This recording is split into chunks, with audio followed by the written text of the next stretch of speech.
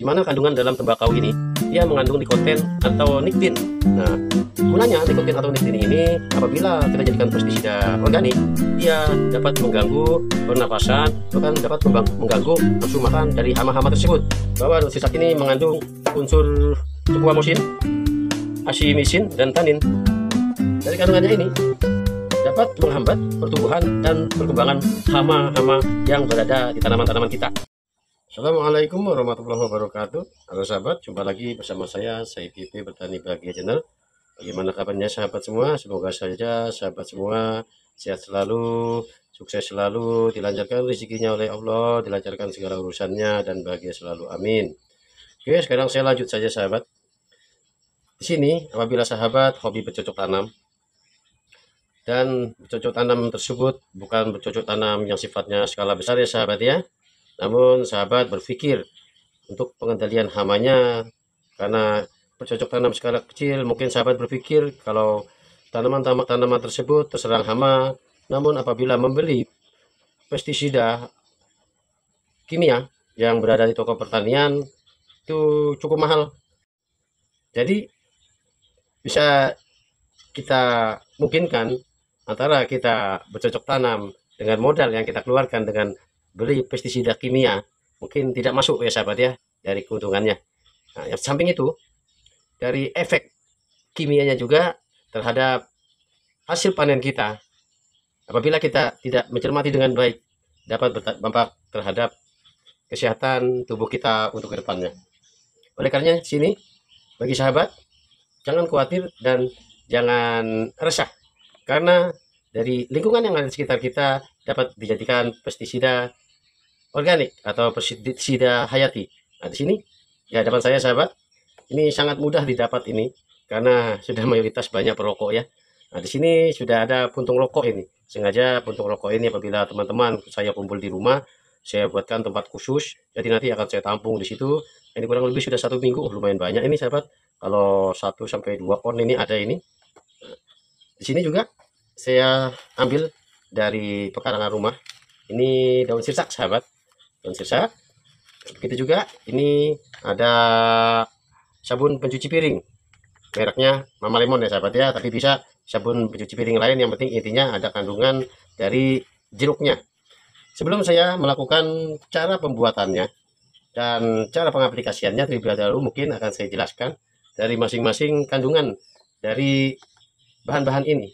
Yang pertama, pada dasarnya memang tembakau sebenarnya sahabat, tembakau yang biasa digunakan oleh petani-petani organik, bisa dijadikan pestisida organik atau pestisida hayati. Di mana kandungan dalam tembakau ini dia mengandung nikotin atau niktin. Nah, gunanya nikotin atau niktin ini apabila kita jadikan pestisida organik, dia dapat mengganggu pernapasan, bahkan dapat mengganggu nafsu makan dari hama-hama tersebut, sehingga lama-kelamaan dia akan mati. Itu untuk nikotin atau niktin. Sedangkan sini daun sirsak ini, daun sirsak di dunia petani herbal sudah sangat terkenal ini sahabat, sudah sangat terkenal bahwa daun sirsak ini mengandung unsur squamosin, asimisin, dan tanin.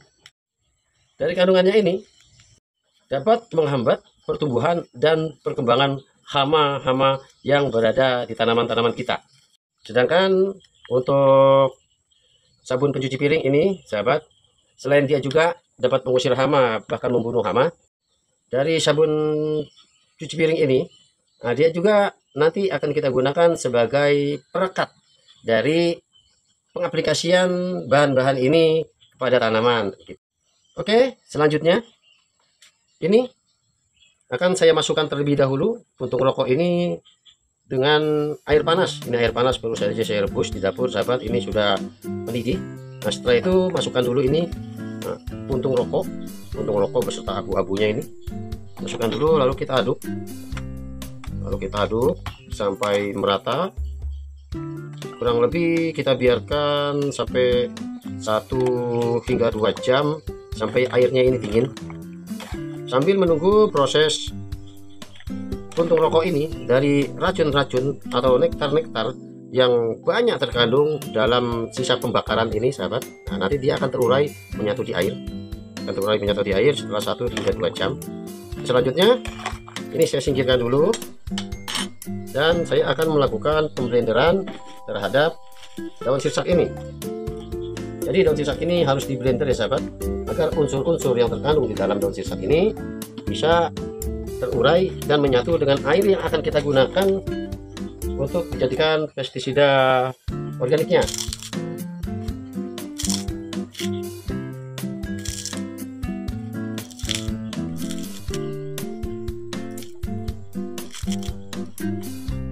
Selanjutnya kita tambahkan air karena ini daun sirsaknya cukup banyak, jadi saya lakukan pemblenderan 2 kali nih sahabat.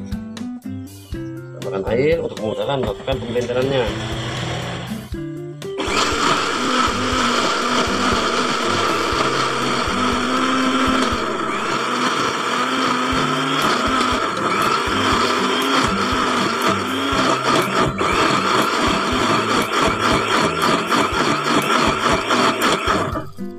Oke, setelah hancur, sini juga sudah saya siapkan ini ember untuk penampungan dan melakukan fermentasi nanti ini hingga dapat digunakan. Oke.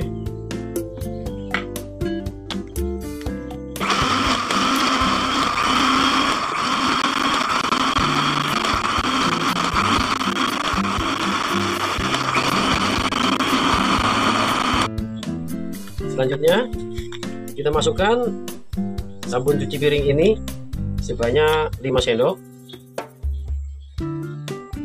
1 2 3 4 5, seperti saya bilang awal tadi.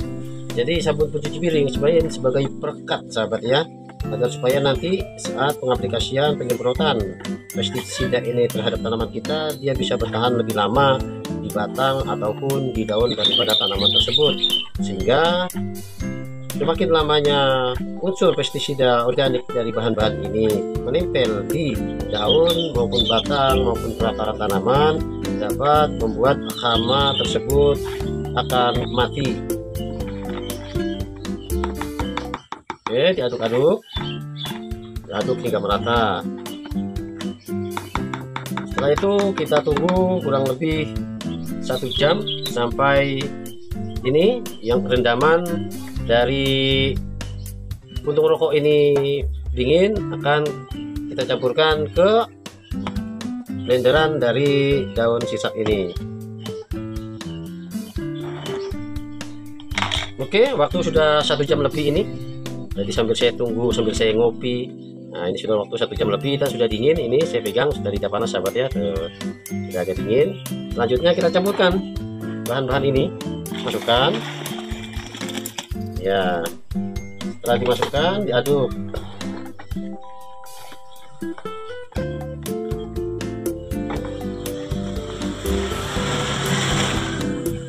Setelah diaduk hingga mengeluarkan gelembung-gelembung busa, ditutup rapat sahabat, tapi tutupnya menggunakan kain saja ya, tutup rapat. Jadi penutupan ini atau fermentasi ini dilakukan cukup 1 kali 24 jam. Lebih lama lebih baik sahabat, tapi di sini saya akan segera menggunakan dalam waktu 1 kali 24 jam, atau besok akan saya gunakan, akan saya langsung aplikasikan. Selanjutnya setelah ditutup rapat dengan menggunakan kain dan diikat, ditaruh di tempat yang sejuk ya sahabat, jangan sampai terkena sinar matahari.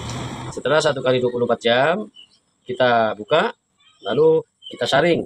Nah, dari hasil saringannya, airnya tersebutlah yang kita aplikasikan kepada tanaman dengan cara disemprot dengan dosis 20 ml per 1 liter air.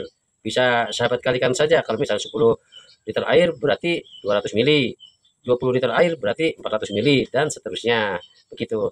Sedangkan untuk sisa dari sampahnya ini, sisa penyaringan, jangan dibuang begitu saja sahabat, bisa kita manfaatkan juga. Sisa sampahnya tersebut bisa kita taburkan di sekeliling perakaran daripada tanaman, dan itu sangat bermanfaat untuk membunuh jamur-jamur yang jahat terhadap tanaman, serta untuk membunuh hama-hama yang berada di tanah. Begitu. Demikian dulu sahabat. Semoga tutorial ini bermanfaat. Nanti ikuti video selanjutnya cara saya mengaplikasikannya kepada tanaman dan akan saya tunjukkan bukti-buktinya ini efeknya baik tidak terhadap tanaman atau dapat membunuh hama atau tidak. Lihat nanti, simak di video berikutnya sahabat ya. Terima kasih. Berkenan like, comment, subscribe, dan tekan lonceng. Assalamualaikum warahmatullahi wabarakatuh.